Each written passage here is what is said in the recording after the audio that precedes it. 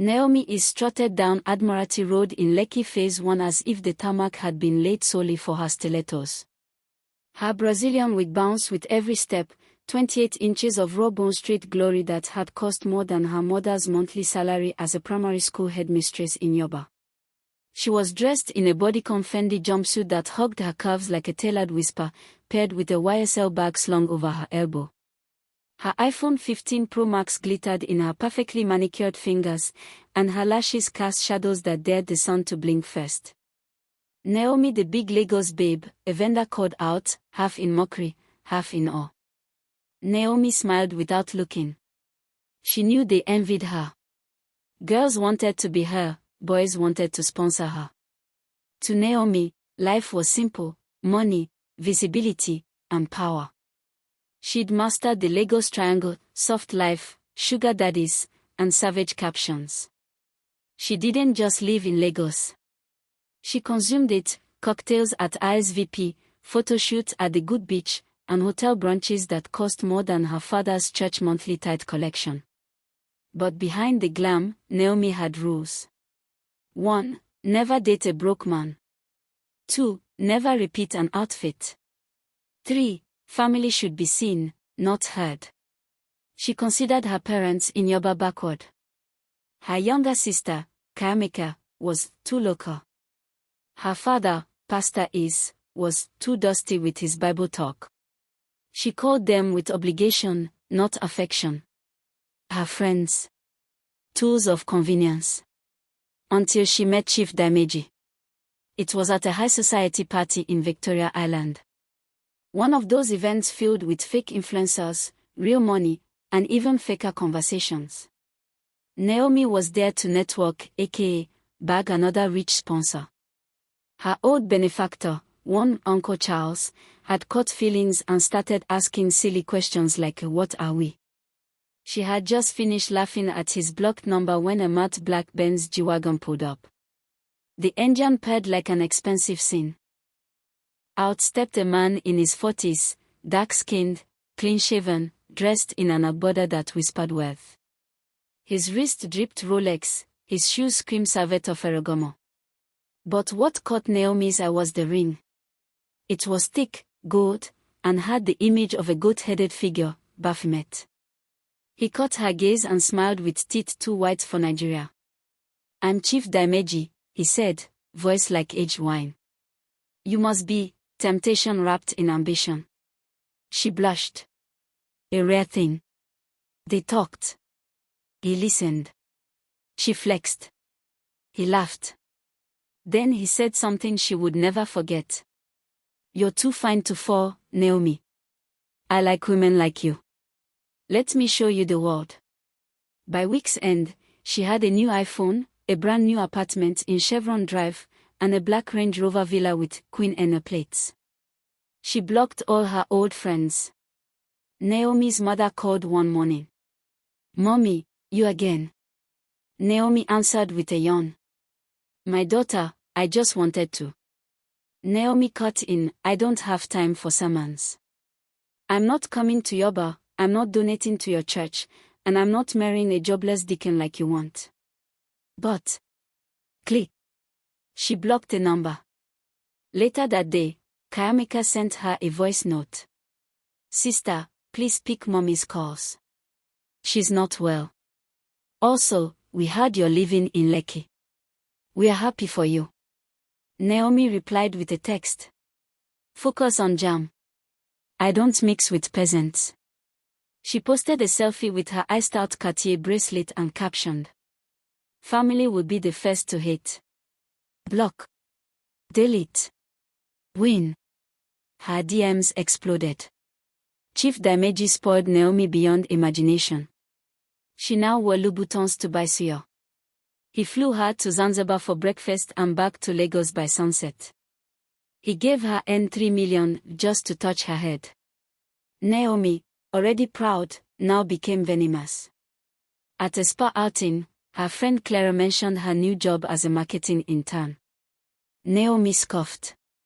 "Internship? In this economy? Why are you suffering like this? You no get sugar daddy plug." Clara blinked. at least I have work. You never talk of any work. Naoms. Naomi sipped champagne and replied. Your job is to be employed. Mine is to be desired. The room froze. Another friend, Ejiro, spoke up. You've changed. You act like you're better than us. I am better, Naomi snapped. Because unlike you, I didn't let life humble me. The friendship circle shattered that night. Naomi lived in a world of filtered dreams and Snapchat realities. But behind the expensive perfumes and Instagram filters, a storm brewed. One night, while on her way back from an exclusive dinner, her driver swerved and almost hit a beggar at Lekki Phase 1 junction. Naomi screamed, "Fool! You almost scratched my car." The beggar looked up, eyes red and hollow. He stared at her and muttered in Yoruba. I to NFO, Emobo. What rises must come down. Naomi didn't understand fully, but the chill that kissed her skin was real. She told Chief Dameji about the incident. He kissed her hand and said, "Forget those gutter spirits. They fear your shine." But she didn't know that her shine was fueled by gutter spirits. Weeks later, Chief Dameji gifted her a blood-red dress. "Wear this for our anniversary," he said. She twirled in it before the mirror. It clung to her like secrets. That night, they went to a secluded island near Banana Island. A private dinner. Fire torches. Wine. Scented oils. "You're my queen," he whispered. "Now let's seal our bond." He asked her to repeat words in a language she didn't understand. Drunk and high on luxury, Naomi chanted. "Opoliwa, Ijimi J Ibo, Fun Owo." Then he placed a kiss on her forehead. A sharp sting followed. Blood. Naomi fainted. When she woke up in her Chevron apartment, everything was normal except her eyes hurt when she looked in the mirror. Slowly, Naomi changed. She became more cruel. She slapped her housekeeper for sneezing. Fired her chef for cooking rice instead of pasta. She insulted her parents online. She even posted, "Dear family, I am not your retirement plan. I worked for this wealth. Stay away." What work? Her followers cheered. Her soul wept. Then came the sickness. Headaches that felt like drumbeats. Nosebleeds that stained her Chanel scarves. Voices whispering in her sleep. One day, she opened her wardrobe and screamed. All her designer dresses had turned to sackcloth. She called Chief Dameji. No answer. She visited his Banana Island house. No one by that name ever lived there. She went to the police. No record. She collapsed at the station, eyes bleeding. Word spread. Naomi had gone mad. She ran into Yoba barefoot, weeping, screaming, "I'm sorry. I'm sorry. I wanted to be better than you." Her makeup ran like mascara rain. Her lashes dangled like burnt wings. Kayameka rushed to meet her. Naomi clung to her, sobbing, "He took it all. He gave me the world and collected my soul." Kayameka took her home. Their mother wept for hours. At night, Naomi screamed and clawed at her own skin, muttering Yoruba chants. They took her to a hospital. The doctors found nothing wrong. But she kept screaming, "I wore the red dress. I chanted. I died. I died that night." Naomi screamed in her sleep every night. She barked strange phrases in tongues no one understood. She rolled on the floor, beat her chest, clawed at walls. Whenever anyone mentioned the red dress, she vomited black bile. Kayameka kept vigil with her. Her mother prayed and fasted. Pastor Is, the same father she mocked and blocked, returned from a retreat in Ogun to find his first daughter reduced to a shadow. When he saw her, sprawled on the tile floor of their Yoba flat, frothing and whispering "Op Oluwa, Ejimi J Ibo," he gasped. "That's not Naomi. That's a covenant speaking through her." They took her to a hospital in Ikeja again. The doctor simply said, "She's healthy, but her eyes, they look vacant." They brought her home and set up a war room. The parlor in Yoba turned into a furnace of worship and fire prayers. Oil-stained handkerchiefs. Bibles open to Psalms. Speakers blaring midnight vigils. One night, during a session of intercession, Naomi sat up and laughed mockingly. "You can't save what has already been signed and sealed," she said in a deep, male voice. Kayameka fell to her knees. "God, please don't let my sister die like this." Pastor Is raised his Bible and roared. "She will not die but live to declare the glory of God." Naomi laughed louder. "She wore the red. She spoke the blood. The goat owns her now." Then she collapsed. Desperate, the family visited a mountain in Ikoredu where a certain prophetic old woman, nicknamed Ayowo, was said to have delivered girls who were victims of money ritual covenants. Ayowo took one look at Naomi and said, "She married death." She danced to the drum of the underworld. "What do we do?" Pastor Is cried. "She must renounce the covenant with her own mouth," the prophetess said, "but the spirit will fight to keep her tongue locked. We must fast." They went on a 21-day prayer chain. On day 6, Naomi vomited a gold necklace she'd never swallowed. On day 11, her body convulsed and her eyes rolled back. On day 15, she stopped speaking altogether. Kayameka never left her side. Meanwhile, something strange happened. Naomi's Cartier bracelet, which had vanished after her collapse, appeared one night on her bed in Yoba. No one brought it. It pulsed. Faintly. Like it was alive. Kayameka touched it. Cold. Pastor Is flung it into a fire. It screamed. The next morning, Naomi's body was covered in rashes. "The ring must still be in play," Ayowo whispered. That night, Naomi mumbled one phrase repeatedly. "Baphomet owns me." Ayowo commanded a digging. They found, buried under Naomi's Chevron apartment, now vacated, a goat skull, her red dress, and a scroll with her name written in blood. On the 21st night, during the final hour of vigil, Naomi began to shake violently. "Release her!" Ayowo screamed. Naomi howled. Her body lifted off the ground. Everyone screamed. "Jesus! Jesus! Jesus!" our family chanted.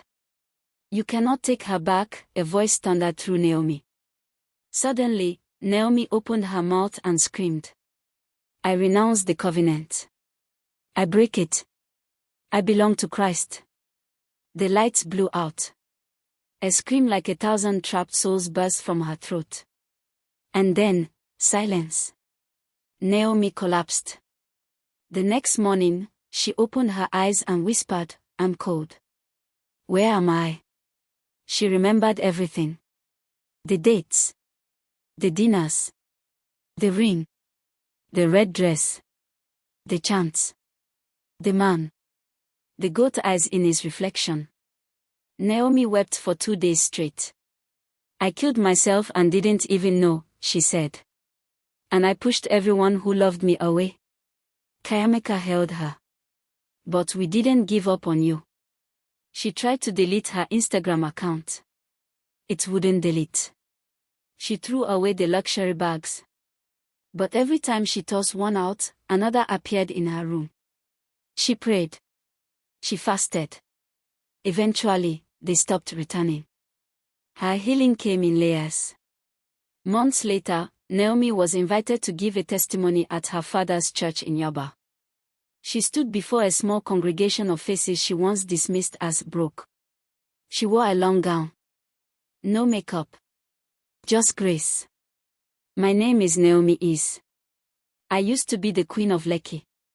Now, I'm a daughter of Zion." People clapped. She continued, "I thought money made me powerful. I thought followers equaled purpose. But I was hollow. And the devil finds use for hollow people." Gasps. I was used in a ritual disguised as romance. I was nearly lost forever. But God pulled me back. Some wept. I'm not too fine to fall. But now, I'm too loved to remain fallen. Months later, a girl from Sorale named Ifeoma was found at a hospital in Oja, bleeding, screaming, chanting in Yoruba. Same signs. She'd been dating a man called Etond. He drove a matte black Benz. Wore a thick ring. Police tried to trace him. No address. No surname. No phone record. Naomi saw his photo. Same man. Same smile. Same ring. Chief Daimeji was still out there. But now, Naomi began a foundation for girls escaping transactional relationships and online sugar traps. She named it Too Loved to Fall. It was a sunny day in Lagos when Naomi walked down that same Admiralty Road. No longer in stilettos, but sneakers. No longer dripping in gold, but peace. A vendor called out, "Naomi the big babe." She smiled genuinely this time. "Just Naomi, please." She bought roasted corn. Gave her last N1000 to a beggar. As she walked away, the beggar whispered, "Otu, Omoria. Yaro iti koja. Oloron tiaimu opoda." It is enough, good child. The devices of the world have passed. God has brought you back. She turned, startled. The beggar was gone.